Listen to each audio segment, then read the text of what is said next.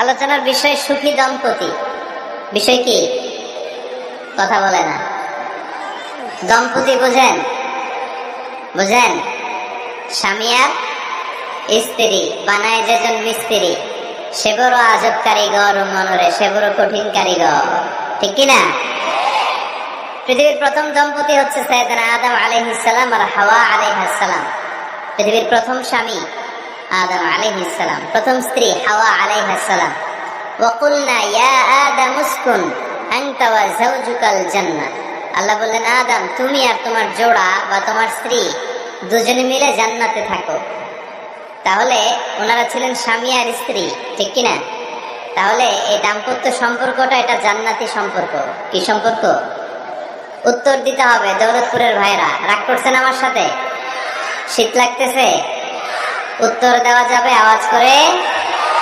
হ্যাঁ, আওয়াজ করে উত্তর দিবেন, মুখে তালা মেরে বসে থাকা যাবে না।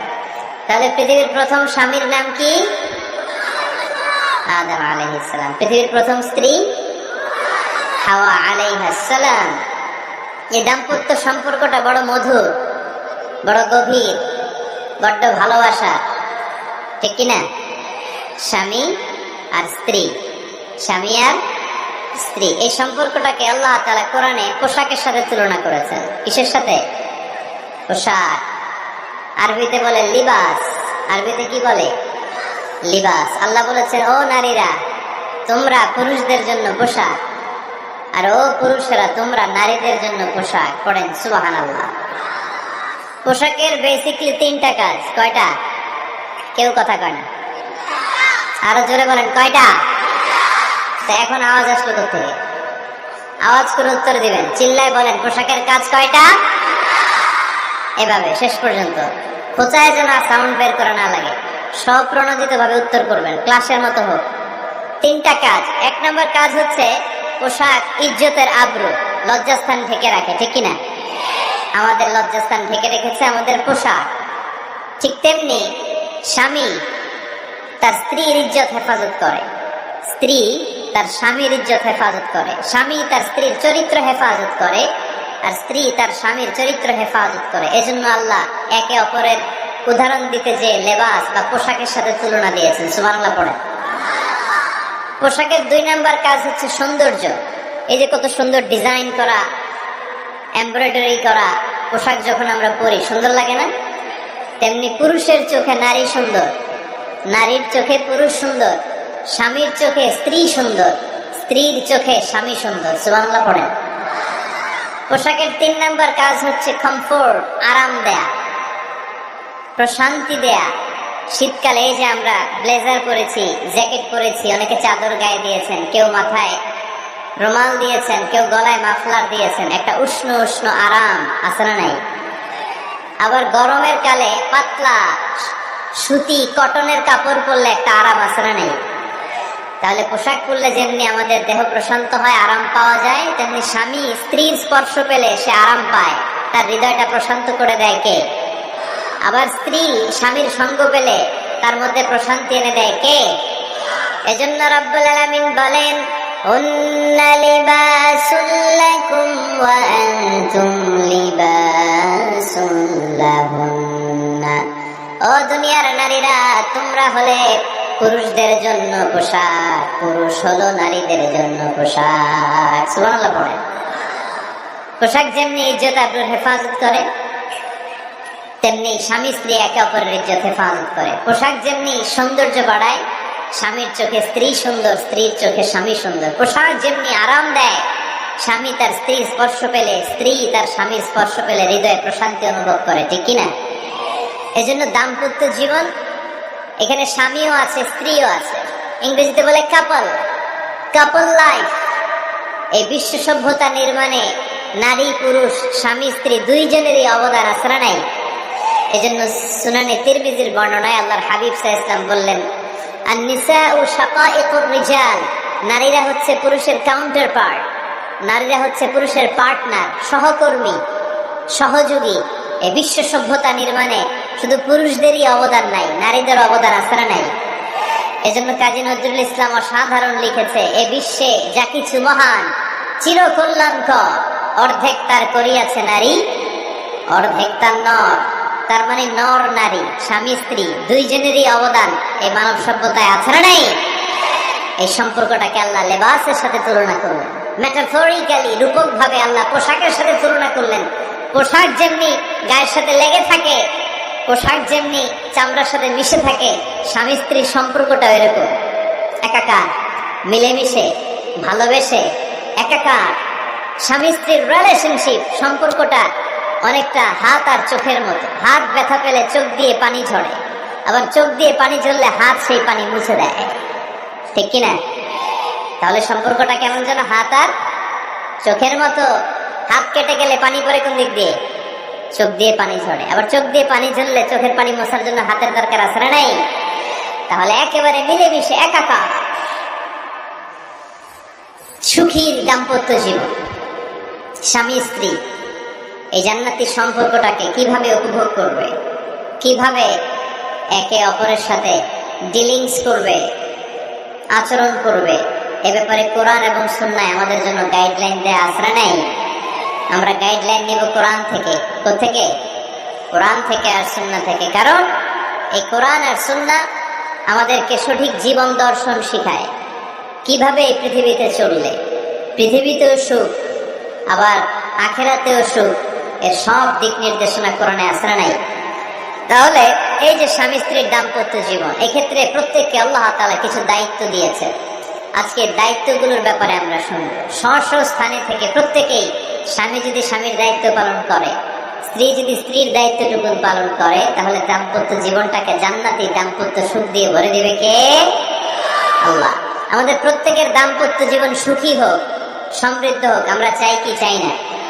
অনেকে বলে হুজুর সুখ নাই, সুখ নাই, ঘরের ভেতরে গেলেই জাহান্নাম, কথা শোনে না আমার। আবার স্ত্রীরা বলে হুজুর দোয়া করবেন, পরকিয়া করে, খালি এসএমএস পাঠায়, আমারে ভাল লাগে না, এখন এখন অন্যদিকে ঘুরে, এরকম আসরা নাই? দুই দিক থেকে অভিযোগ। বোনদের জন্য কোনো প্যান্ডেল ট্যান্ডেল আছে নাকি আজকে? হ্যাঁ, দিনের বেলা সমাবেশ ছিল তো, এটা হয়ে গেছে তো মাইকের সাউন্ড নিশ্চয়ই। এই এদিকে উঠছে কে? টান দেন এদেরকে ধরে, টানেন টানেন, টাইনা বসান বসান, টান দেন টান দেন, হুজুরে ধরেন, হুজুরে ধরেন। ধরতে পারেন নাই হুজুরে? ধরছেন? হ্যাঁ, টান দেন। এই তো, টাইনা বসেন, এদিকে তাকান, এদিকে হয়েছে, হ্যাঁ বসাই দিচ্ছে। এইভাবে চলবে একেবারে শেষ পর্যন্ত। উঠলে খবর আছে, শুরুতে সুযোগ দিয়েছি, সুযোগ নেন নাই। তো আমরা প্রথমে স্বামীর দায়িত্ব শুনবো। দাম্পত্য জীবনে স্বামীকে আল্লাহ তাআলা কি দায়িত্ব দিয়েছে, তারপর স্ত্রীকে আল্লাহ তাআলা কি দায়িত্ব দিয়েছে, এবং দুইজনের আবার কালেকটিভ সম্মিলিত কিছু দায়িত্ব আছে, এগুলো আমরা শুনবো। শুনতে রাজি আছেন তো? কষ্ট হচ্ছে আপনাদের? আচ্ছা, এই বাম দিকটা আমাকে কষ্ট দিয়েই যাচ্ছে, খালি আওয়াজ, কথা। একটু থামছে আবার শুরু। কেন? আমার দিকে তাকান। আরেকজনকে থামতে বলছে কি আপনারা? এই থামো থামো, এগুলো বলেন কেন? আপনি থামেন, তাই তো হয়ে গেল। হ্যাঁ, আবার আমার সাথে কথা বলেন, আপনি চুপ। তো প্রথমে আমরা সম্মিলিত দায়িত্বের কথা শুনবো। সম্মিলিত ভাবে আল্লাহ স্বামী স্ত্রী দুইজনকেই কিছু দায়িত্ব দিয়েছে, যে দায়িত্বটা দুইজনের উপরই বর্তায়। এরপরে শুনবো স্বামীকে আল্লাহ কিছু দায়িত্ব দিয়েছে, এটা শুনবো। এরপরে স্ত্রীকে কিছু দায়িত্ব দিয়েছে। আল্লাহর কসম, এই দায়িত্ব গুলো যদি স্বামী স্ত্রী সম্মিলিত ভাবে পালন করে, এক একটা ঘরকে আল্লাহ জান্নাতি পরিবার বানায় দিবে, সুখী সমৃদ্ধ জান্নাতি দম্পতি বানায় দিবে। এরকম দাম্পত্য জীবন, সুখময় দাম্পত্য জীবন আমাদের হোক। আমরা চাই কি চাই না? চাই। তাহলে আমরা প্রথমে আলাদা আলাদা দায়িত্ব শোনার আগে সম্মিলিত বা কালেকটিভ রেসপন্সিবিলিটি কি আছে, এই সম্মিলিত দায়িত্বগুলো শুনব। স্বামী স্ত্রীর দুইজনের কাঁধেই বর্তায় এরকম প্রথম দায়িত্ব হচ্ছে স্যাক্রিফাইস। দাম্পত্য জীবনের আসল খেলাটা হচ্ছে স্যাক্রিফাইসের খেলা। কিসের খেলা? স্যাক্রিফাইস। এটা লাগবে আমার বোনেরা, অথবা যুবতী বোনেরা, অথবা রিসেন্টলি বিয়ে হয়েছে এরকম বোনেরা। আজকে তো এক ভাই এসে দোয়া চাইল, হুজুর 3 দিন আগে বিয়ে হয়েছে আমার, একটু দোয়া করে দেন। তারপর যুবক ছেলেরা, তোমরা যারা বিয়ে করনি করবা, খেয়াল করে শোনো, এগুলো কাজে লাগবে। স্যাক্রিফাইসটা খুব জরুরি। Sacrifice is the key of a successful happy couple life.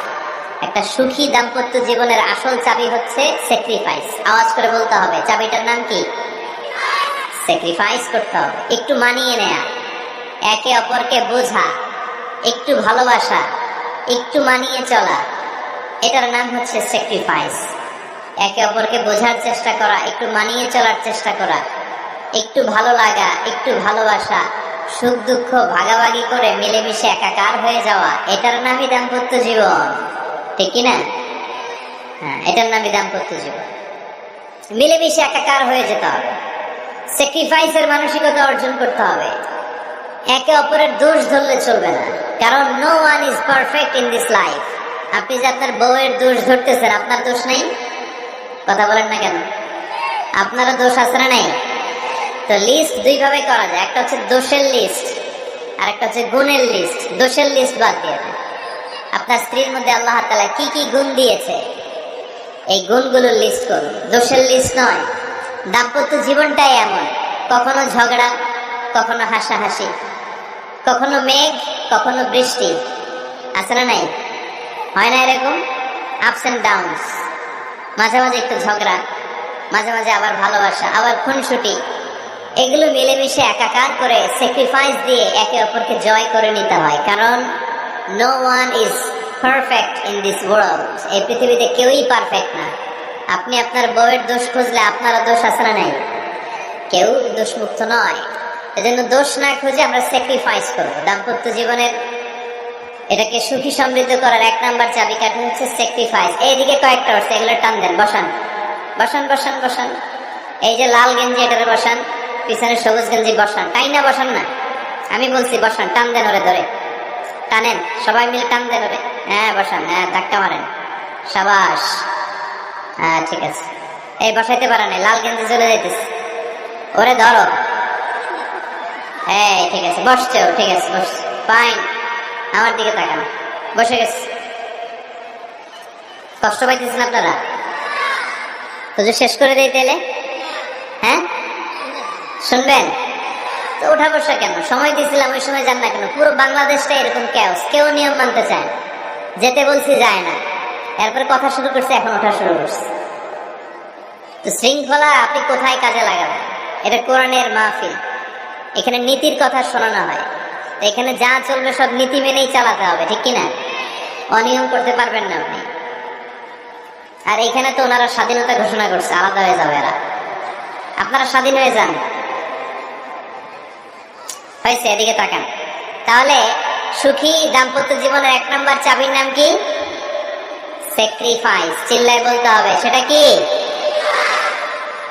তাহলে হাজব্যান্ড ওয়াইফ দুইজনেই স্যাক্রিফাইস করবেন। এই যে ভাই, আল্লাহর দোহাই লাগে, আল্লাহর দোহাই। এই দৌলতপুরের ব্যাপারে খুব খারাপ একটা ইমপ্রেশন নিয়ে আমি যাব আপনাদের কারণে। আপনারাই আপনাদের দৌলতপুরের বদনামের জন্য যথেষ্ট। আরেকজনের বসানোর দরকার নেই, নিজেই বসেন, কাউরে ইঙ্গিত করার দরকার নেই, কোথাও লাইট মারার দরকার নেই, লাইট বন্ধ করে নিজেই বসে যান, বসেন।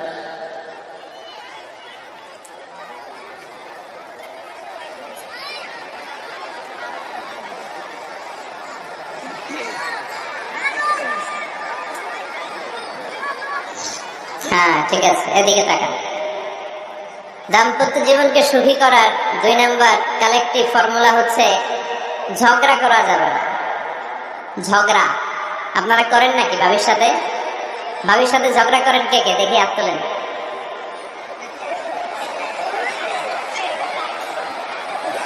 এদিকে সব আল্লাহর ওলি, এরা ঝগড়া টগড়া করে না। আপনি করেন? এই সাহসী সন্তান আছে কিছু, মাশাআল্লাহ, ঠিক আছে, বেশি করেন না আবার। হ্যাঁ ঠিক আছে, ঠিক আছে, তোমরা করো, বুঝছি, আপনারাও করেন, ওকে। না, ঝগড়া করা যাবে না। একজন ঝগড়া শুরু করলে আরেকজন চুপ থাকতে হবে। দুইজনই ঝগড়া করলে, দুইজন রেগে গেলে ঝামেলা আসরা নেই। স্বামী রেগে গেলে স্ত্রী চুপ, স্ত্রী কখনো রেগে গেলে স্বামী চুপ, দুইজনই রেগে গেলে তৃতীয় বিশ্বযুদ্ধ, ঠিক কিনা? এই জন্য ঝগড়া করতে দেয়া যাবে না। কারণ এই ঝগড়া, সামান্য ঝগড়া থেকে এই ঝগড়া বাড়তে বাড়তে এটা বিচ্ছেদের দিকে গড়ায়, ডিভোর্স হয়ে যায়। এরকম কত কেস যে আমার কাছে আসে, কত কেস যে আমার কাছে আসে যে হুজুর ছোট্ট ঝগড়া থেকে আমাদের মধ্যে ঝগড়া বাড়তে বাড়তে ইগো প্রবলেমের কারণে বিচ্ছেদে গড়ায়। আর এই ঝগড়া একটু শুরু হলে ইবলিশ শয়তানের কাজ হচ্ছে পালে বাতাস দেয়। কি দেয়? পালে বাতাস পেলে এটা দাউ দাউ করে উঁচু হয়ে ওঠে। আগুনের মধ্যে যেমনি কেরোসিন ঢাললে দাউ দাউ করে জ্বলে, সামান্য ঝগড়ার ছোতা পেলে ইবলিশ শয়তান খালি দাউ দাউ করে এই ঝগড়ার আগুনকে জ্বালিয়ে দেয়। ঠিক কিনা? এই জন্য ঝগড়া করবেন না, মেহরবানি করে ঝগড়া শুরু করবেন না। যে কোনো মূল্যে ঝগড়াকে থামায় রাখতে হবে। তো ফ্যামিলিতে ঝগড়া অনেক সময় হয়ে যায়, কিন্তু একজন ঝগড়া করলে আরেকজন চুপ থাকতে হবে। ঝগড়া নিয়ে একটা মজার গল্প আছে, শুনবেন? বিশৃঙ্খলা করলে তো গল্প শোনানো যাবে না, একেবারে চুপ।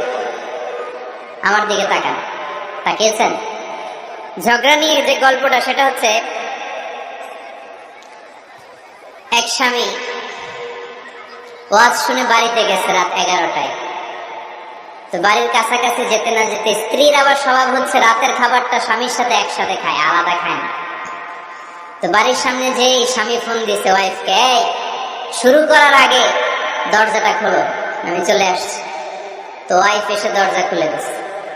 এবার স্বামী ঘরে ঢুকে বলে, শুরু করার আগে রাতের খাবারটা দিয়ে দাও টেবিলে, খেয়ে ফেলে। স্ত্রী বেচারি ডাইনিং টেবিলে খাবার দিয়েছে, হাজবেন্ড বেচারা ওয়াশরুম থেকে ফ্রেশ হয়ে ডাইনিং টেবিলে বসেছে, স্ত্রীও বসেছে। তো খুব বড্ড গরম। হাজবেন্ড বলে, শুরু করার আগে ফ্যানটা ছাড়।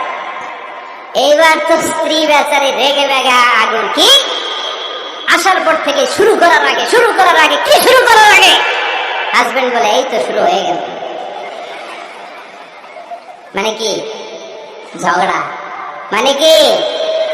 ঝগড়া। প্রিয় ভাইয়েরা, ঝগড়া করবেন না। স্বামী রেগে গেলে স্ত্রী চুপ থাকবেন, স্ত্রী রেগে গেলে স্বামী চুপ থাকবেন। কারণ সহিহ মুসলিমে এসেছে, ইন্না ইবলিসা ইয়াদাউ আরশাহু আলাল মা। ইবলিস শয়তান তার সিংহাসন গেড়েছে সাগরের উপর। কোথায়? ইবলিসের সিংহাসন কোথায়? সাগরের উপর। সুম্মা ইয়াবআসু সারায়াহু, সে প্রতিদিন সকালবেলা তার সাঙ্গপাঙ্গ করে গোটা পৃথিবীতে পাঠায়, যা পৃথিবীতে ফাসাদ সৃষ্টি কর।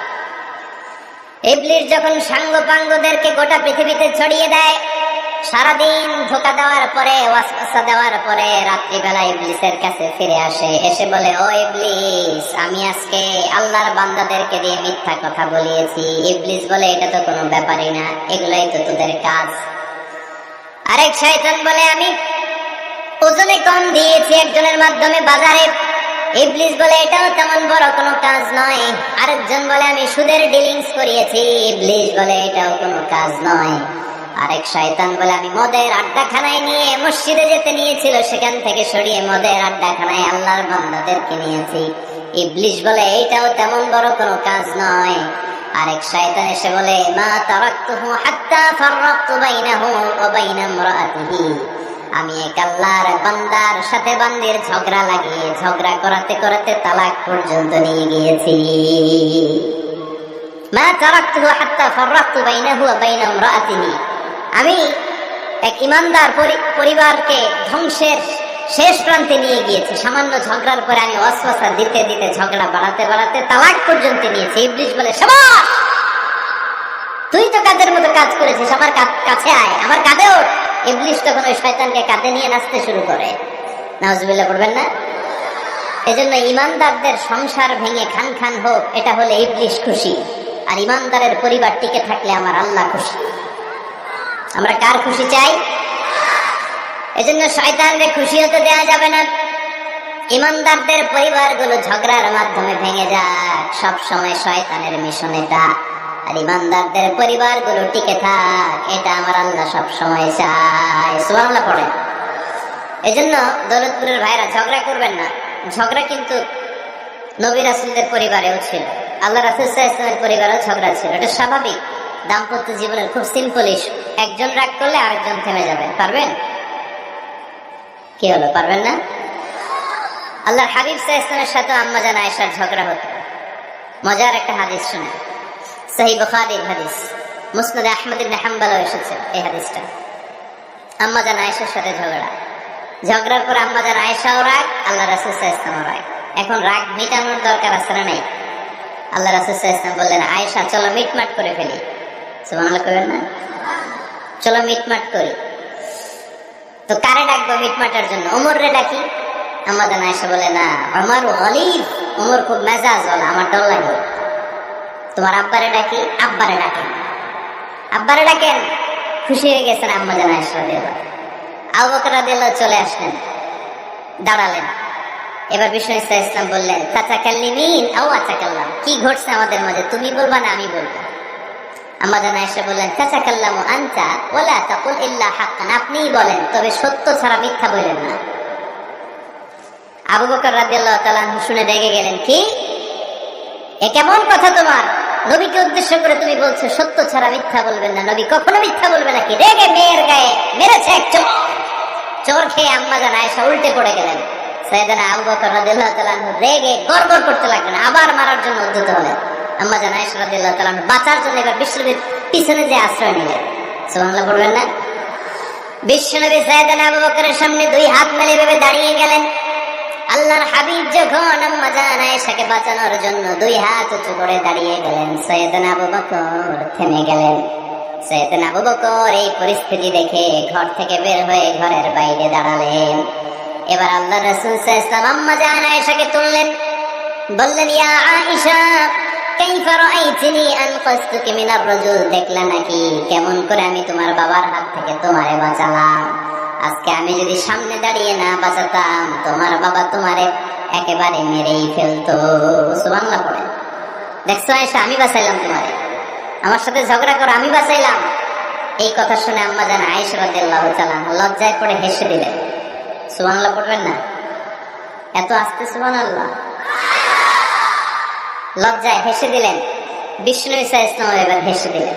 দুইজনের হাসাহাসি শুনে বাইরে থেকে আবু বকর রাদিয়াল্লাহু তাআলা আনহু হাসির আওয়াজ শুনে অবাক, কি রে এতক্ষণ যুদ্ধ, এখন আবার হাসি কেন? হাসে দেখার জন্য সাইয়েদনা আবু বকর রাদিয়াল্লাহু তাআলা আনহু ঘরের ভেতরে ঢুকলেন। ঢুকে দেখেন আম্মা জান আয়েশাও হাসে, বিশ্বনবীও হাসে। সাইয়েদনা আবু বকর হেসে দিলেন, আরশের উপর থেকে খুশি হয়ে গেলেন কে?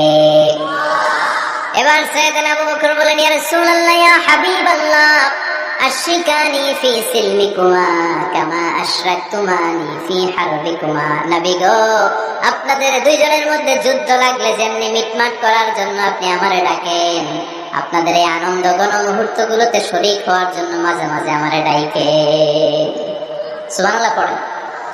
আপনাদের মধ্যে যুদ্ধ লাগলে সন্ধি করার জন্য যেমনি আমারে ডাকেন, আপনারা যখন আনন্দ ঘন পরিবেশ এরকম খুনসুটি করেন, হাসাহাসিতে মেতে ওঠেন, তখন একটু আমারে ডাইকেন। সুবহানাল্লাহ পড়বেন না? দেখেন আল্লাহ রাসূল সাল্লাল্লাহু আলাইহি ওয়াসাল্লাম পৃথিবীর সবচেয়ে শ্রেষ্ঠতম মানুষ, উনাদের পরিবারেও ঝগড়া হতো, কিন্তু এই ঝগড়া কোনোদিন তালাক পর্যন্ত গিয়েছে? কথা বলেন না কেন? আল্লাহর হাবিব সাল্লাল্লাহু আলাইহি ওয়াসাল্লাম তার কোন স্ত্রীকে তালাক দিয়েছেন? প্রায় আম্মা জান আয়েশার সাথে রাগারাগি হতো। আল্লাহর হাবিব সাল্লাল্লাহু আলাইহি ওয়াসাল্লাম বলতেন, আয়েশা কখন তুমি রেগে থাকো সেটাও আমি জানি, কখন তুমি আমার উপর খুশি থাকো সেটাও আমি জানি। ইয়া আয়েশা ইন্নী লা আ'লামু ইযা কুনতি আন্নী রাদিয়া ওয়া ইযা কুনতি আলাইয়া গাদবা। আয়েশা কখন রেগে থাকো তাও বুঝি, কখন খুশি থাকো তাও বুঝি। আম্মা জান আয়েশা বললেন, ইয়া রাসূলুল্লাহ, কেমনে বোঝেন? বিশ্বনবী বললেন, তোমার দোয়ার বাক্যগুলো শোনো বুঝি। যখন তুমি আমার উপরে খুশি থাকো তখন দোয়ার সময় তুমি এভাবে বলো, রব্বি মুহাম্মদ, ও মুহাম্মদের রব, আপনি আমাদের সব গুনাহ মাফ করে দেন। আর যখন তুমি আমার উপর রেগে থাকো তখন তুমি মুনাজাতের সময় বলো, ও রব্বি ইব্রাহিম, ইব্রাহিমের রব, আপনি আমাদেরকে ক্ষমা করে দেন। তার মানে যখন তুমি রেগে থাকো তখন দোয়ার সময় আমার নামটা মুখে নিতে চাও না। সুবহানাল্লাহ পড়েন। তখন তুমি দোয়ার সময় অন্য নবীর নাম নাও। আম্মা জান আয়েশা বললেন, ইয়া রাসূলুল্লাহ, মা আহাজুরু ইল্লা ইসমাক, আমি তো শুধু নামটাই সরাই, আমার মুখ থেকে কেবল আপনার নামটাই সরায় রাখি, আমার হৃদয় থেকে কখনো আপনারে সরাতে পারি না। আমার হৃদয় জুড়ে আপনি, মা আহাজুরু ইল্লা ইসমাক, নবী হে, আমি শুধু দোয়ার সময় রাগের মাথায় আপনার নামটা বাদ দেই, হৃদয় থেকে তো আপনারে বাদ দিতে পারি না। সুবহানাল্লাহ বলবেন না? তার মানে নবীদের ফ্যামিলি তো ঝগড়া এগুলো হতো, কিন্তু এটা তালাক পর্যন্ত গড়াতো না, ঠিক কিনা? তাহলে এখন থেকে আমাদের এই স্লোগান নিতে হবে, ঝগড়া করলেও আমরা ডিভোর্সের দিকে যাব না, পারা যাবে? আর একজন রেগে গেলে আরেকজনকে চুপ থাকতে হবে। ভাবি রেগে গেলে আপনি চুপ, পারবেন? পারবেন না? ইনশাআল্লাহ। এই যারা বিয়ে করে না এরা ইনশাআল্লাহ, আর বাকিরা চুপচাপ। আওয়াজ করে পড়েন না ইনশাআল্লাহ। তাহলে প্রথমে স্যাক্রিফাইস, তারপর ঝগড়া করা যাবে না। 3 নাম্বার, দাম্পত্য জীবনের কোনো গোপন কথা অন্যের কাছে শেয়ার করা যাবে না। হাদিসে এসেছে, এটাকে বলা হয়েছে আ'যামুল আমানা, এটা সবচেয়ে বড় আমানত। যারা দাম্পত্য জীবনের একান্ত বিষয় কারোর সাথে শেয়ার করে তারা সবচেয়ে বড় কবিরা গুনাহ করে। আশরাফুন নাস বলেছেন বিশ্বনবী এদেরকে সবচেয়ে নিকৃষ্ট মানুষ। ইয়াউমুল কিয়ামাতি মানজিলাতান, আল্লাহর কাছে কিয়ামতের দিন সবচাইতে নিকৃষ্ট হয়ে দাঁড়াবে ওই দম্পতি, ওই নারী কিংবা ওই পুরুষ। তুফদি ইলা যাওজিহি ওয়া ইউফদি ইলা যাওজিহা সুম্মা ইউনশিরু সিররাহা, তারা একান্ত সময়ে ফিজিক্যাল ইন্টিমেসিতে যা করে এটা পরে মানুষের কাছে বলে বেড়ায়। এরকম আছে না নাই? খবরদার, এটা বড় কবিরা গুনাহ। অনেক বোনরা একসাথে হলে দাম্পত্য জীবনের বিভিন্ন গোপন বিষয় নিয়ে কথা বলে, আছে না নাই? অনেক পুরুষরা একে অপরের সাথে, বন্ধুদের সাথে বিভিন্ন বিষয় নিয়ে শেয়ার করে, এটা এমন ওইটা এমন, এগুলো বলা যাবে? আসসিবাউ হারাম। দাম্পত্য জীবনের সব বিষয়, স্বামীর সব বিষয় স্ত্রীর কাছে আমানত, স্ত্রীর সব বিষয় স্বামীর কাছে আমানত রেখেছে কে? দাম্পত্য জীবনের এই প্রাইভেট লাইফের কোনো কিছু কিয়ামত পর্যন্ত অন্যের কাছে প্রকাশ করাকে হারাম ঘোষণা করে দিয়েছে কে? এজন্য খবরদার আমার বোনেরা, একসাথে মহিলারা হলে পেটের কথা পিঠের কথা সব বের করে দেয়, আছে না নাই? কিছু থাকে না, সব বের হয়ে যায়। খবরদার, সব বললেও দাম্পত্য জীবনের কোনো কথা শেয়ার করা যাবে? আমার ভাইয়েরা খবরদার, আপনাদের দাম্পত্য জীবনের কোনো কথা আপনার বন্ধুর সাথে শেয়ার করতে পারবেন না। এগুলো ফ্যামিলি শান্তি নষ্ট করে, দাম্পত্য জীবনের সুখকে নষ্ট করে। তাহলে 3 নাম্বার, প্রাইভেসি বজায় রাখবেন, এটা দুজনেরই দায়িত্ব। 4 নাম্বার, অহেতুক সন্দেহ পরিহার করুন। অনেক স্ত্রী আছে হাজবেন্ডের খালি সন্দেহ করে, ওদিকে তাকাই লাগেন, ওই মেয়ের দিকে তাকাই লাগেন, মোবাইল দেখি, মোবাইল দাও, ফেসবুকের পাসওয়ার্ড দাও, ঢুকিয়া দেখি মেসেঞ্জারে কার সাথে চ্যাট করছে, এই অফিসের ফাইল দেখি, এই এটা দেখি, এই তোমার ইনবক্স চেক করবে, এদিকে দাও, আসতে না নেই? এই সন্দেহ ঘরটারে জাহান্নামের টুকরো বানিয়ে ছেড়েছে। অহেতুক সন্দেহ করবেন না। আবার ভাইরা ভাবিদেরকে অহেতুক সন্দেহ করবেন, এই ওদিকে গেলা কেন, ওদিকে তাকাই লাগেন, এটা করলা কেন, ওইটা করলা কেন, দেখি তোমার মোবাইল, তোমার মোবাইলের গ্যালারি দেখি, লক করে রাখছো কেন, লক খোলো, আসলে নাই? অহেতুক সন্দেহ ফ্যামিলিটারে জাহান্নামের টুকরা বানিয়ে দেয়। হ্যাঁ, ভ্যালিড কোনো অপরাধ যদি স্বামী করে ফেলে, ভ্যালিড কোনো অপরাধ যদি স্ত্রী করে ফেলে, পরকীয়ার কোনো বিষয় যদি প্রমাণিত হয়, বসেন, কনসাল্ট করেন, একে অপরের সাথে কথা বলেন, জিজ্ঞেস করেন।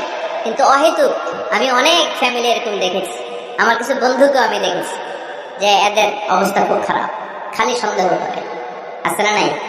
এই সন্দেহের রোগটা বড় রোগ, এই রোগ থেকে বেরিয়ে আসতে হবে, অহেতুক সন্দেহ করা যাবে না। 5 নাম্বার, হাজব্যান্ড ওয়াইফের দায়িত্ব হচ্ছে একে অপরের সহযোগী হতে হবে, সহকর্মী। আল্লাহর জান্নাত পাওয়ার ক্ষেত্রে একে অপরের সহযোগী। আপনি একা জান্নাতে যাবেন, ভাবি জাহান্নামে, এটা আপনি জান? জি না, আওয়াজ নাই আমগো গলায়। আপনি এটা চান? ভাবি একা জান্নাতে যাবে, আপনি যাবেন না, এটা ভাবি চায়? চায় না। তাহলে গেলে একসাথেই যান না, একসাথেই যান, একসাথেই যাবেন, আলাদা না। এজন্য আল্লাহর আনুগত্যে, আল্লাহর ইবাদতে, দাম্পত্য জীবনে একে অপরের সহযোগী হতে হবে। স্বামী ভুল করলে স্ত্রী সুন্দর করে শুধরে দিবে, স্ত্রী ভুল করলে স্বামী শুধরে দিবে। ফজরের সময় স্ত্রী হাজবেন্ডকে ডেকে দিবে, উঠতে না চাইলে ঠান্ডা পানির ছিটা দিবে। কারণ জান্নাতে একা যাওয়া যাবে না, গেলে দুইজনই যাবে, কথা কয় না? দুইজনই জান্নাতে যাওয়ার দরকার আছে না নাই?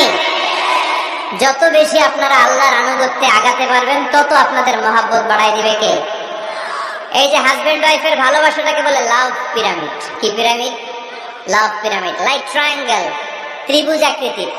হাজবেন্ড ওয়াইফের ভালোবাসাটা ত্রিভুজ আকৃতির। The closer the couple comes to Allah, the closer they comes to each other. Husband wife যত বেশি আল্লাহর কাছে যাবে, তারা নিজেরাও নিজেদের তত কাছে যাবে। হাজবেন্ড ওয়াইফ আল্লাহর সম্পর্ক থেকে যত দূরে সরে যাবে, তারা নিজেরাও নিজেদের থেকে তত দূরে সরে যাবে, ঠিক কিনা? ত্রিভুজ চিনেন আপনারা? হ্যাঁ, এই জিওয়, কয়েকজন জিওয়, আপনারা ত্রিভুজ চিনেন না? চিনি। জি হয়, ঠিক আছে। ত্রিভুজের কয় কোণা? হ্যাঁ, 3 কোণা। এই যে এরকম লাভ পিরামিড, 3 কোণা।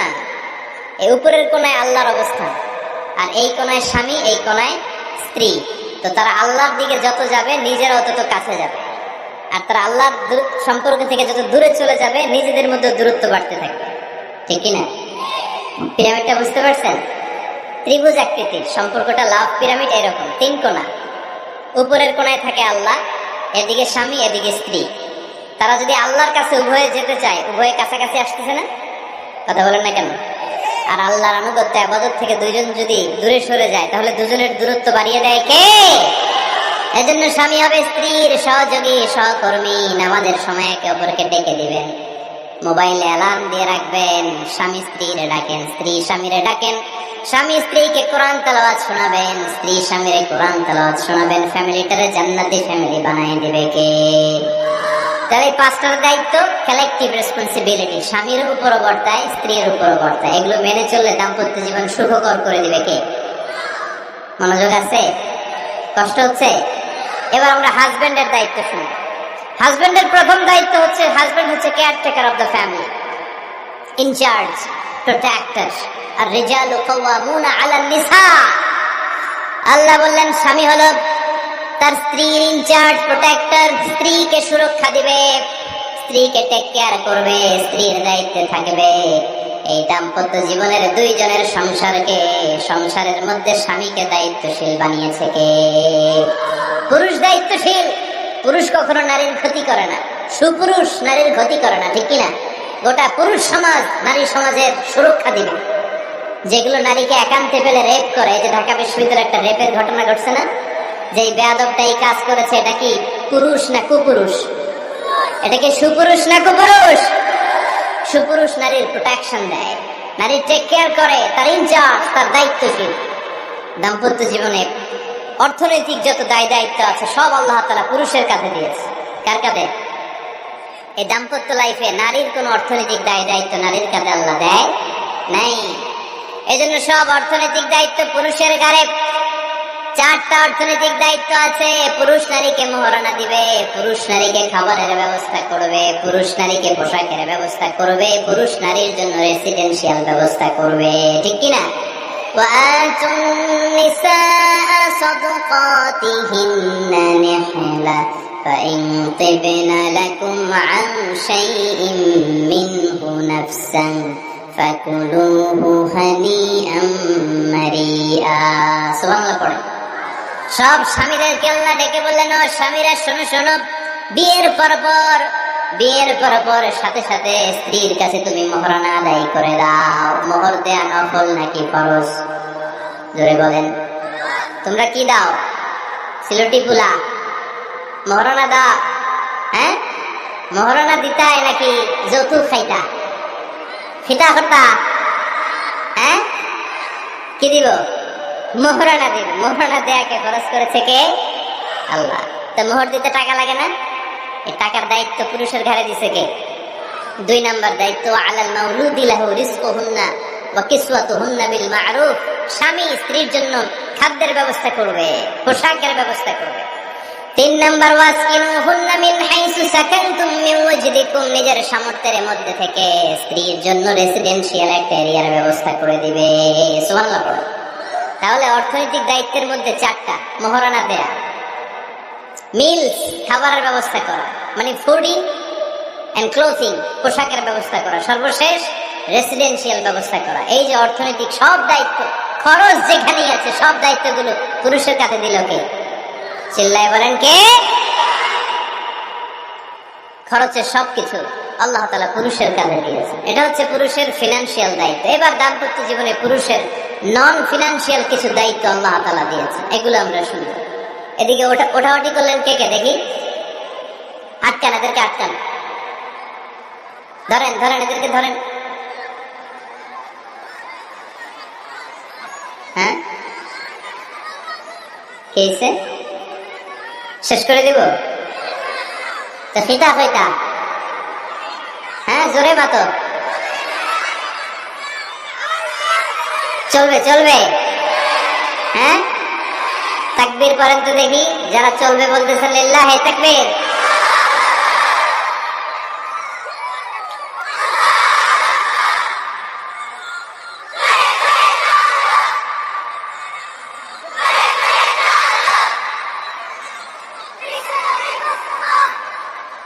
মাশাআল্লাহ মাশাআল্লাহ।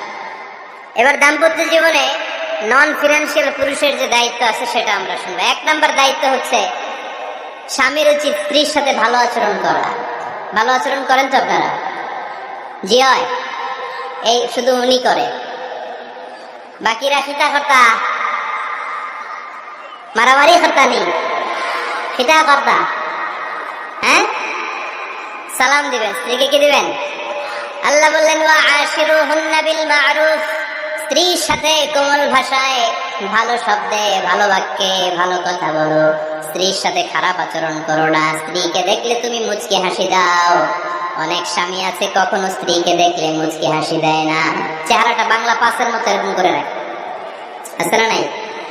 দৌলতপুরের লোকের অবশ্য অনেক ভালো, এই যে সবার মুখে হাসি, মুচকি হাসি। হাসেন তো, মুচকি হাসি দেন তো একটা, আওয়াজ করলে মুচকি হাসি হয় নাকি?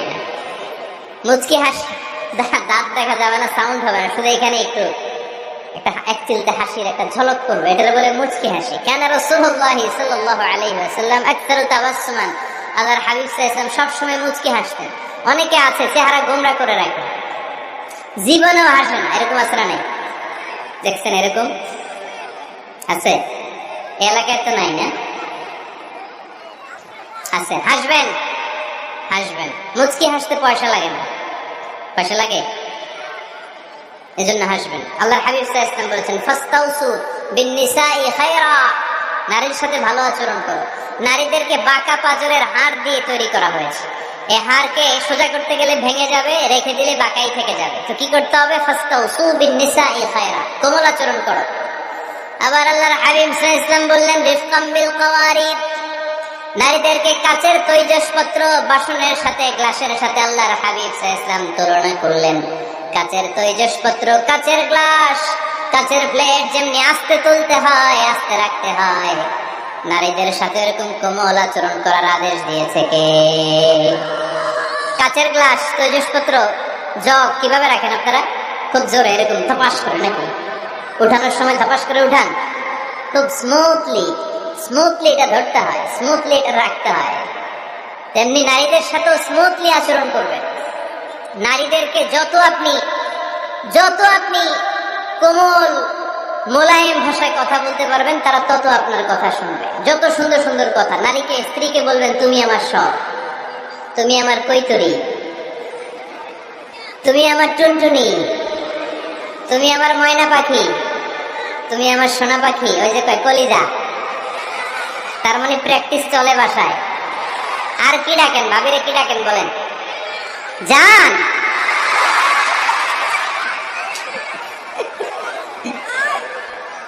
জান ডাকেন।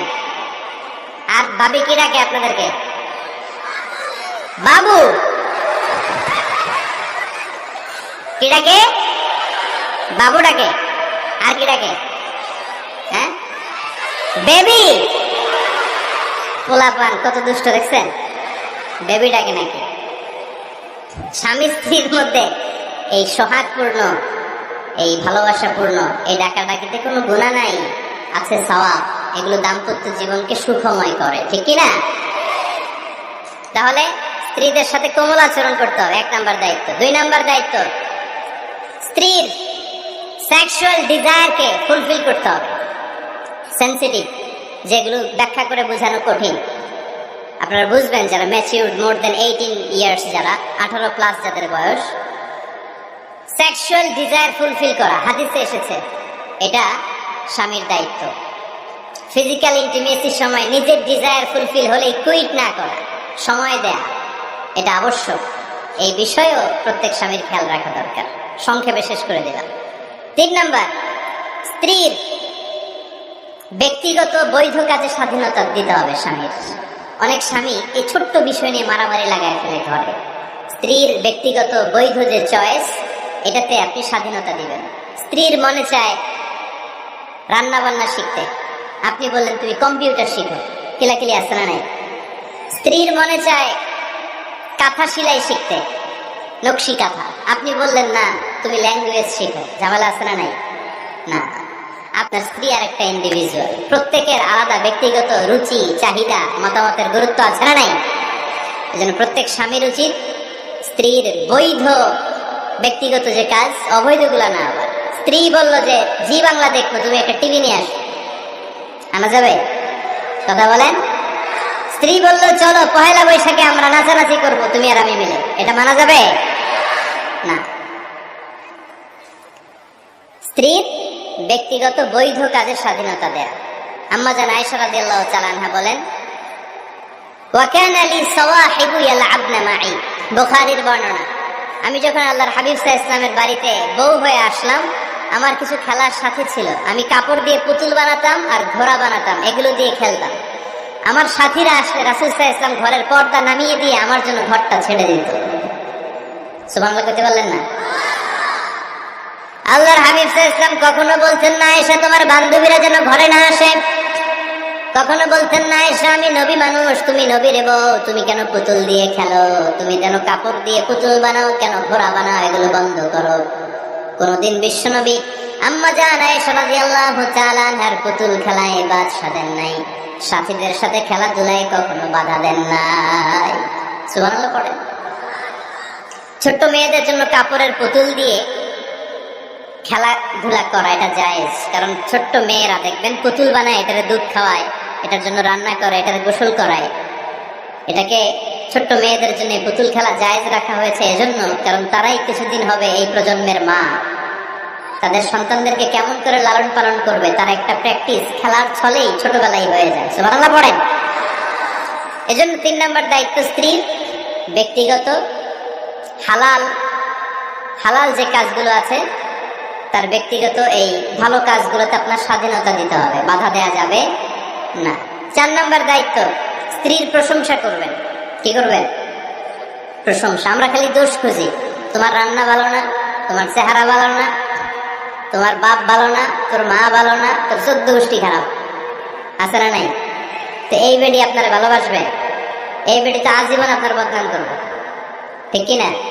কোনদিন তারে আপনি প্রশংসা করলেন না, প্রশংসা করবেন। স্ত্রীর চেহারার প্রশংসা করেন, যে তুমি সুন্দর, তুমি সুন্দরী, এরকম বলেন, খুশি হবে না? হ্যাঁ, তুমি সুন্দর তাই চেয়ে থাকি, সে কি মোর অপরাধ? কোনো অপরাধ নাই, ইচ্ছা মতো গাইতে থাকেন স্ত্রীর শানে গান, সব আসরা নাই। তবে শুধু স্ত্রীকে শোনানো যাবে, ভাবিরে শোনানো যাবে, শালীরে শোনানো যাবে, পাশের বাড়ির কাউরে শোনানো যাবে? দেখেন ইসলাম কত চেক এন্ড ব্যালেন্স। স্ত্রীকে আপনি গান শোনান, কোনো গুনাহ নাই, আছে শুধু সওয়াব। তাহলে 4 নম্বর পয়েন্ট হচ্ছে এপ্রিসিয়েশন। সারাদিন এই মহিলাটা ফজরের পর থেকে উঠে ঘর গোছায়, মশারিগুলো খোলে, বিছানা পরিষ্কার করে, বাচ্চাদেরকে ক্লিন করে, স্কুলের টিফিন রেডি করে দেয়, বাচ্চাদেরকে স্কুলে যেতে দেয়, আপনার জন্য খাবার রেডি করে, কাপড় ধোয়, ঘরের সবাইকে দেখভাল করে। একদিনও আপনি তার এপ্রিসিয়েশন করলেন? এরকম ডাকাত স্বামী আছে না নাই? দৌলতপুরে নাই, এখানে সব ভালো। এপ্রিসিয়েট করবেন। আমরা ভুলে যাই, একটা থ্যাঙ্কস দিতে ভুলে যাই, একটা জাযাকিল্লাহ, আল্লাহ তোমাকে জাযা দেখ, এটাও বলি না। এদিকে তাকান, বলবেন তুমি সুন্দরী, তুমি অনন্যা, তুমি সুস্নিগ্ধা, তুমি প্রিয়ঙ্গদা, তুমি সুহাসিনী, তুমি সুকেশিনী, তুমি সুভাষিনী, তুমি অসূর্যম পোষা, মেঘে কালো কেশ, কাজল কালো চুল, হরিণের মতো ডাগর ডাগর দুটি তোমার চোখ। আহা হা, যে কলাপান খুশি হয়ে গেছে। আহা হা, ওরা মুখস্থ রাখতেছে, বলবে এগুলা, বিয়ে করে নাই কিন্তু এখনো।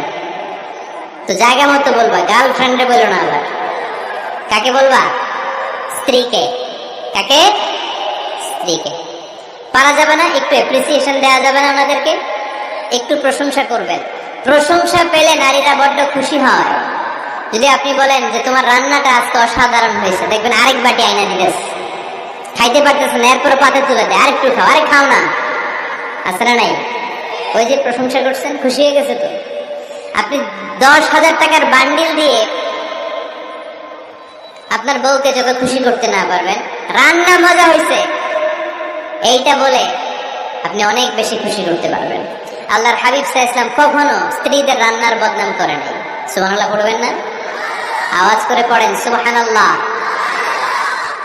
আজ থেকে স্ত্রীর সৌন্দর্যের প্রশংসা করবেন, কাজের প্রশংসা করবেন, রান্নার প্রশংসা করবেন, অ্যাপ্রিসিয়েশন দিবেন। পারবেন তো? রান্নার প্রশংসা নিয়ে মজার একটা গল্প আছে, শুনতে চান? তো উঠতে শুরু করলেন যে, হ্যাঁ এখন আর কে কারে ধরবে? অনেকে উঠে গেছে। 2টার দিকে যারা বসা, প্রায় আমার মাহফিলগুলোতে এই সমস্যা হয়। গাইবান্ধাতে আমি গেলাম, জিজ্ঞেস করলাম কখন আসছেন? ফজর পরে আসছি। তো ফজর পরে আসছেন, এত আগে আসছেন কেন? জায়গা পাবো না, এই জন্য। লক্ষ লক্ষ মানুষ, কে কাকে নিয়ন্ত্রণ করবে? লক্ষ লক্ষ মানুষ। আমার জীবনে এত বড় প্যান্ডেল আমি কথা বলি নাই। এরা সকাল থেকে বসে আছে, পেশাব আটকে রাখছে। এটা ক্ষতিকর না? এরা আজহারিকে দেখার পরে এরপরে ওঠা আরম্ভ করছে। দেখাইছি কয়, দেখে গেছি হুজুর, এরপরে চলে যাচ্ছে। তা আপনাদের কি অবস্থা এরকম? হ্যাঁ, আচ্ছা ঠিক আছে। তো রান্নার প্রশংসা নিয়ে যে মজার গল্পটা আপনাদের শোনাতে চাই, এদিকে তাকান, মনোযোগী হন। আমার ওয়াজ শুনে এক লোক মনে মনে নিয়ত করছে যে, আয়রে, জীবনে তো রান্নার প্রশংসা করলাম না, আজকে রান্নার প্রশংসা করবো। তো মাহফিল শেষে বাসায় গেছে, স্ত্রী তাকে খাবার দিয়েছে, স্বামী খাবার খায় আর মিটি মিটি হাসে। স্ত্রী বলে, মাহফিল শুনে আসছো, রাত বাজে 12টা, খাচ্ছ ভালো কথা, হাসো কেন? তো স্বামী বলে, হাসি এর কারণ হচ্ছে তোমার রান্নাটা আজকে এত মজা হয়েছে না, জীবনে, আজকে বাড়াই বাড়াই পেতেছে তো, জীবনে এত মজার রান্না খাই নাই। রান্না মজা হয়েছে শুই না স্ত্রী তো রেগে গেছে। কি, গত 10 বছর ধরে তোমার রান্না করে খাওয়াই, একদিনও রান্নার প্রশংসা করলা না। আর আজকে পাশের ঘরের ভাবি একটু গরুর গোশতের তরকারি পাঠাইছিল বাটিতে করে, পাশের ঘরের ভাবি একটু আমাদের বাড়িতে তরকারি পাঠাইছিল, তো ওই তরকারি দিয়েই তোমাকে খাবার দিচ্ছে। আজকে রান্না টান্না আমি করি নাই। তো ওই বেটির রান্না তোমার এত ভালো লাগছে, এই 10 বছরে একদিনও কইলা না, আজকে এটা কইলা। খাও খাও, তোমার মজার খাওয়া, আর রান্ধুন না। তো প্রশংসা করলে বুঝে শুনে করবেন, একটু এনশিওর হবেন যে রান্নাটা করছিল কে। তা না হইলে কিন্তু ঘরে চুলায় আগুন জ্বলবে না, টানা রোজা রাখা লাগবে, ঠিক কিনা? তো 4 নম্বর গেলে অ্যাপ্রিসিয়েশন, একটু অ্যাপ্রিসিয়েশন দিবেন। আল্লাহর হাবিব সব সময় স্ত্রীদের প্রশংসা করতেন। সেই বুখারীর বর্ণনা, আল্লাহর হাবিব বলেন, ইন্না ফাদলা আয়েশা আলান নিসা কাফাদলিস সারিদ আলা সাইরিত তাআম। আরব ভূখণ্ডের মধ্যে সব খাবারের উপরে সারিদ খাবার যেমনি সেরা, দুনিয়ার সব নারীদের মধ্যে আমার আয়েশা তেমনি সেরা। সারিদ একটা খাবার আছে। আমি যখন মিশরে পড়তাম আল আজহার ইউনিভার্সিটিতে, আমাদের ইউনিভার্সিটিতে সরকারের পক্ষ থেকে সরকারিভাবে খাবার দেয়া হতো। আমাদের খাবারের খরচ বহন করতেন ওমানের সুলতান কাবুস। এই গত 3-4 দিন আগে ইন্তেকাল করেছেন। নাম শুনছেন আপনারা? প্রায় 40 বছরেরও বেশি মনে হয়, 45 বছর বা 50 বছরের লম্বা সময় উনি ওমানের প্রেসিডেন্ট ছিলেন। উনি আমাদের খাবারের খরচটা বহন করতেন। কিছুদিন আগে ইন্তেকাল করেছেন। আমরা ওনার জন্য দোয়া করি, আল্লাহ তাআলা এই সুলতান কাবুসের জীবনের গুনাহগুলো মাফ করে নিক, ওনার সমস্ত খেদমত আল্লাহ কবুল করে নিক। তো আমাদের আল আজহার ইউনিভার্সিটির হোস্টেলে ঈদের দিন একটা খাবার দিত, এটার নাম ছিল সারিদ। রুটি আর গোশত এগুলোকে ম্যাশড করে একটা স্তর বানাতো, এটা কেটে কেটে আমাদেরকে দিত, এটাকে বলে সারিদ। আরব দেশে সবচেয়ে দামি খাবার। আমাদের দেশে যেমনি পোলাও, গরুর রেজালা, রোস্ট, এগুলো খুব উন্নত খাবার ধরা হয়, বিয়েতে সার্ভ করা হয়। আরব দেশে ওইটাকে বলে সারিদ, শ্রেষ্ঠ খাবার। আল্লাহর হাবিব বললেন, সব খাবারের মধ্যে যেমনি সারিদ সেরা, নারীকুলের মধ্যে তেমনি আমার আয়েশা সেরা। দেখেন কেমনে অ্যাপ্রিসিয়েট করতেন। আম্মা জান আয়েশাকে তিনি সব সময় আদর করে হামায়রা বলে ডাকতেন। হামায়রা মানে লাল সুন্দরী বউ। কি সুন্দরী? আম্মা জান আয়েশা রেগে গেলে গাল দুটো আনার ফলের মতো লাল হয়ে যেত, এজন্য ডাকতেন, ও আমার লাল সুন্দরী বউ। সুবহানাল্লাহ কইতে পারলেন না? আবার আম্মাজান খাদিজাতুল কুবরা তাহেরা রাদিয়াল্লাহু তাআলা আনহার ব্যাপারে বলতেন ইন্নী ক্বাদ রুজিকতু হুব্বাহা। সহিহ মুসলিমের বর্ণনায় তিনি বলতেন খাদিজার ভালোবাসা আল্লাহ তাআলা আমার হৃদয়ে রিজিক হিসেবে দিয়েছে। আওয়াজ করে পড়েন আল্লাহু আকবার। তো এইজন্য এপ্রিসিয়েট করবেন। 5 নাম্বার হচ্ছে আপনার ভালোবাসা স্ত্রীকে প্রকাশ করুন। এক ছাদের নিচে আজীবন বসবাস, 20 বছর হয়ে গেছে এদের সংসার, একদিনও মুখ ফুটে বলতে পারে নাই তোমারে ভালোবাসি। পারছেন? হ্যাঁ, কে কে পারছেন? দেখি হাত তুলে। হাত অর্ধেক তুলে আবার নামায়, ভেজাল আছে, ঠিক কিনা? ভালোবাসি বলছিলেন? কারে বলছিলেন? ভাবিকে না গার্লফ্রেন্ডকে? হ্যাঁ, স্ত্রীকে বলবেন, নিজের স্ত্রীকে বলবেন আই লাভ ইউ। কি বলবেন? কথা বুঝে না বোধহয়। কি বলবেন? সবাই বলেন। কি বলবেন? মুরব্বী একজনও কয় না, কয় এতদিন কইছি না, অহনও কম না। বলবেন, ভালোবাসা প্রকাশ করবেন। স্ত্রীরা এটা খুব চায়, স্বামীর পক্ষ থেকে এই খুনসুটিগুলো খুব পছন্দ করে। আপনি আজকে যে বলেন, দেখবেন ফ্যামিলির সুখ বাড়তে শুরু করছে। সুনানে তিরমিজির বর্ণনা দেখেন, বিশ্বনবী যে আই লাভ ইউ বলতো, তার দলিল শুনেন। সাহাবারা জিজ্ঞেস করলেন, ইয়া রাসূলুল্লাহ মান আহাব্বুন নাস ইলাইক, ও নবী কারে সবচেয়ে বেশি ভালোবাসেন? Who do you love the most? নবী কাকে সবচেয়ে বেশি লাভ করেন আপনি? সাহাবারা প্রশ্ন করলেন, ইয়া রাসূলুল্লাহ কাকে লাভ করেন বেশি? আল্লাহর হাবিব সাল্লাল্লাহু আলাইহি ওয়াসাল্লাম বললেন আয়েশা, আয়েশা রে। সুবহানাল্লাহ কইবেন না? সাহাবারা বললেন ওমিনার রিজাল, পুরুষদের মধ্যে কারে বেশি পছন্দ করেন? বিশ্বনবী বললেন আবুহা, আয়েশার বাবারে। সাইয়েদনা আয়েশা রাদিয়াল্লাহু তাআলা আনহার বাবার নাম কি? আবু বকর। কি নাম? আবু বকর। আল্লাহ হাবিব সাল্লাল্লাহু আলাইহি ওয়াসাল্লাম বললেন সবচেয়ে বেশি লাভ করি আয়েশাকে। সাহাবারা বললেন ওমিনার রিজাল, পুরুষদের মধ্যে কারে বেশি লাভ করেন? আল্লাহর হাবিব সাল্লাল্লাহু আলাইহি ওয়াসাল্লাম বললেন আয়েশার বাবারে। সুবহানাল্লাহ পড়েন। আম্মা জান আয়েশাকে বিশ্বনবী এত ভালোবাসতেন, আম্মা জান আয়েশা পেয়ালার যেখানে ঠোঁট লাগিয়ে দুধ পান করতেন, বিশ্বনবী পেয়ালার ওই জায়গাটা খুঁজে খুঁজে ওই জায়গায় ঠোঁট লাগিয়ে দুধ পান করতেন। আম্মা জান আয়েশা রাদিয়াল্লাহু তাআলা না গোশত খেয়ে হাড্ডি চষে হাড্ডিটা রেখে দিলে বিশ্বনবী আম্মা জান আয়েশার চষা হাড্ডিটা মুখে নিয়ে আবার চষতে শুরু করে দিতেন। পড়েন সুবহানাল্লাহ। দুইজন একসাথে এক বালতি থেকে পানি নিয়ে গোসল করতেন। পড়েন আল্লাহু আকবার। তাহলে এভাবে ভালোবাসা প্রকাশ করতে পারবেন তো? 6 নাম্বার, স্বামীর দায়িত্ব হচ্ছে গৃহস্থলী ছোটখাটো যে কাজ আছে এই কাজগুলোতে হেল্প করা। আমরা অনেক সময় এগুলোর লজ্জা মনে করি। আল্লাহর হাবিব সাল্লাল্লাহু আলাইহি ওয়াসাল্লাম আমাদের মডেল। আল্লাহর হাবিব সাল্লাল্লাহু আলাইহি ওয়াসাল্লাম ঘরের কাজে সাহায্য করতেন। আপনারা এইভাবে ওটা শুরু করলেন? হ্যাঁ, বক্কা বসেন বসেন বসেন, শেষ করে দিচ্ছি আর 10 মিনিট, বসেন। আল্লাহর হাবিব সাল্লাল্লাহু আলাইহি সাল্লাম ঘরের কাজে সাহায্য করতেন। আপনারা ঘরের কাজে সাহায্য করেন তো? আম্মা জান আয়েশা বলেন বিশ্বনবী নিজ হাতে জুতা সেলাই করেছেন, নিজ হাতে জামা সেলাই করেছেন। মুসনাদে আহমদ ইবনে হাম্বলের বর্ণনা, আল্লাহর রাসূল সাল্লাল্লাহু আলাইহি ওয়াসাল্লাম দুধ খেতে মন চাইলে নিজ হাতে ছাগলের দুধ দহন করেছেন। সুবহানাল্লাহ। নিজে আটার খামির বানাতেন, আম্মা জান আয়েশা চুলায় সেকা দিতেন। আবার আম্মা জান আয়েশা রাদিয়াল্লাহু তাআলা আনহা আটার খামির বানাতেন, বিশ্বনবী এটা চুলায় সেকা দিতেন। সুবহানাল্লাহ পড়েন। দুধ খেতে চাইলে নিজ হাতে বিশ্বনবী ছাগির ওলান থেকে দুধ দহন করে আম্মা জান আয়েশার কাছে এনে দিয়ে দিতেন। সুবহানাল্লাহ পড়েন।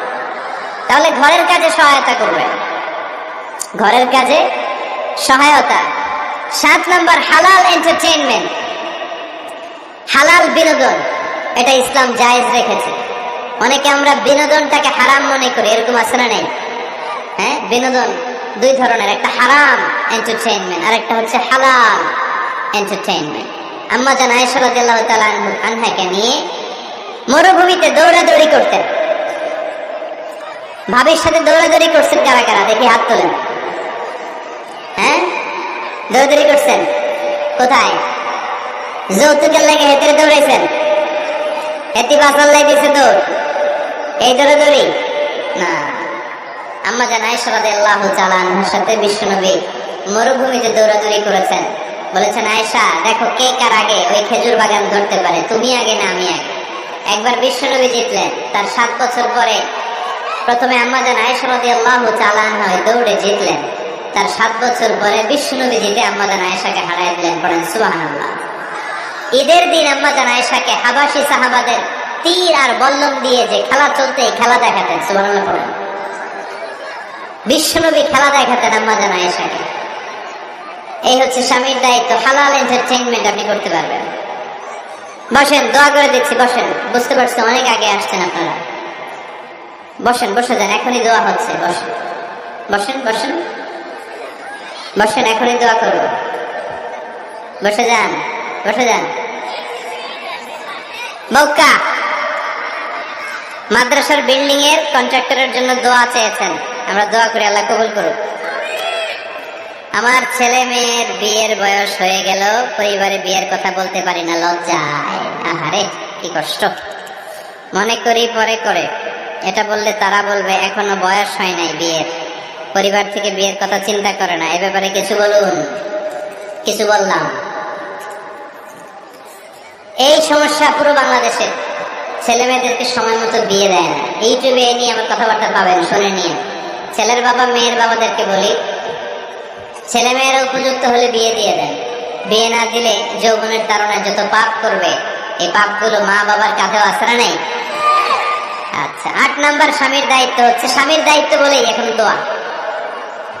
স্ত্রীর মতামতের গুরুত্ব দিবেন। অনেক স্বামী আছে বাজার করতে গেলে নিজের যেটা মন চায় ওইটাই কিনে, আশ্রা নেই। নিজে গরু খাবে, খাসি খাবে, খালি ওইটাই কিনে। আপনার বউ হয়তো পছন্দ করে আচার, পছন্দ করে জলপাই, আমরা এগুলো আনে না, আশ্রা নেই। খোঁজ খবর নেবে। অনেকে ফ্ল্যাট কিনতে মনে চায়, হুট করে কিনে ফেলে না। ভাবিরে জিজ্ঞেস করবেন কোন দিকে কিনলে ভালো হয়, ওয়াশরুমটা কোন দিকে দিতে হবে, কিচেনটা কোন দিকে দিলে সুবিধা, জানালাগুলো কোথায় দিলে সুবিধা, এগুলো সব ডিসাইড করে নেবেন। এই কারণেই দাম্পত্য জীবনে সুখ নেই। 9 নাম্বার, একসাথে সময় কাটাবেন। 6 মাসের বেশি কোন লোক তার স্ত্রীর অনুমতি ছাড়া বাইরে যে প্রবাস জীবন কাটাতে পারবে না। এদেশের অনেক লোক প্রবাসে সময় কাটায়। 6 মাসের বেশি স্ত্রীকে রেখে দিয়ে কোনো হাজবেন্ড বিদেশে থাকতে পারবে না। সিলেটিরা লন্ডনে থাকে, 6 মাস পরেই আসতে হবে, ঠিক কিনা? সর্বশেষ কথা হচ্ছে, স্ত্রীর জন্য দোয়া করবেন। স্বামীর পক্ষ থেকে স্ত্রীর জন্য দোয়া, এটার গুরুত্ব আছে না নাই? বিশ্বনবী তার স্ত্রীর জন্য দোয়া করতেন। স্ত্রীর জন্য দোয়া করবেন, রব্বানা হাব লানা মিন আজওয়াজিনা ওয়া যুররিয়াতিনা কুররাতা আ'য়ুন ওয়াজআলনা লিল মুত্তাকিনা ইমামা। ও আল্লাহ, আমার স্ত্রীদেরকে, আমার সন্তানদেরকে আমার চক্ষু শীতলকারী বানিয়ে দেন। পড়েন আমিন। আল্লাহ আমার স্ত্রীকে এমন বানান, স্ত্রীকে দেখলে যেন আমার হৃদয়টা প্রশান্ত হয়, আমার চোখ যেন জড়িয়ে যায়। এই 10টা দায়িত্ব স্বামীর সুখী দাম্পত্য জীবনের জন্য। স্ত্রীর দায়িত্ব আজকে বলার সুযোগ হলো না, অন্য কোথাও অন্য কোনো মাহফিলে এই বিষয় নিয়ে আলোচনা করব, যে একটা সুখী দাম্পত্য জীবনের জন্য স্ত্রীকে আল্লাহ কি দায়িত্ব দিয়েছে। এই দায়িত্বগুলো আপনারা ইউটিউব থেকে শুনে নেবেন। আপনারা সবাই ভালো থাকুন, সুস্থ থাকুন, সুন্দর থাকুন। আমাদের প্রত্যেকের দাম্পত্য জীবন হোক সুখকর, সুন্দর, আনন্দময়। ওমা আলাইনা ইল্লাল বালাগ। আসসালামু আলাইকুম ওয়া রাহমাতুল্লাহ।